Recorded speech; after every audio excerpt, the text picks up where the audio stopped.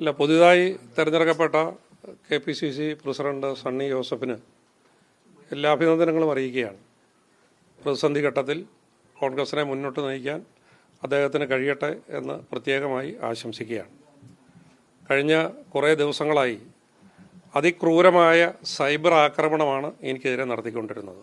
ഒരു ഉപജാപക സംഘം BJP നേതൃത്വത്തിലെ ചിലരുമായി ചേർന്നാണ് ഈ കള്ളപ്രചരണങ്ങളെല്ലാം നടത്തിയത്. 54 വർഷത്തെ രാഷ്ട്രീയ ജീവിതത്തിൽ എനിക്കെതിരെ ഒരു ചെറിയ കറുത്ത പൊട്ട് പോലും ഇന്ന് വരെ എൻ്റെ ജീവിതത്തിൽ ഉണ്ടായിട്ടില്ല. ഒരു പെറ്റി കേസ് പോലും എനിക്കെതിരെ എൻ്റെ ജീവിതത്തിൽ ഉണ്ടായിട്ടില്ല. അത്ര സംശുദ്ധമായ ഒരു രാഷ്ട്രീയമാണ് എനിക്കുള്ളത്.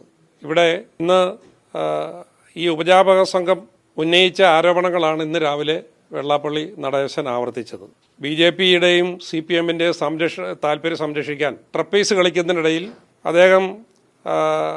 അദ്ദേഹത്തിൻ്റെ താല്പര്യങ്ങൾ കോൺഗ്രസ്സിൽ സംരക്ഷിക്കണമെന്ന് ആഗ്രഹിച്ചതിൽ തെറ്റില്ല. അദ്ദേഹത്തോട്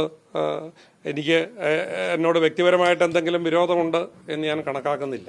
എന്തായാലും ഇന്നുണ്ടായിരിക്കുന്ന ഈ രാഷ്ട്രീയ സാഹചര്യം, ആ രാഷ്ട്രീയ സാഹചര്യത്തിൽ വിശദമായി പറയാനുള്ള കാര്യങ്ങൾ പിന്നീട് ഞാൻ സംസാരിക്കാം. ഇപ്പോൾ ഇത്രയും കാര്യങ്ങൾ മാത്രമേ പറയാനുള്ളൂ.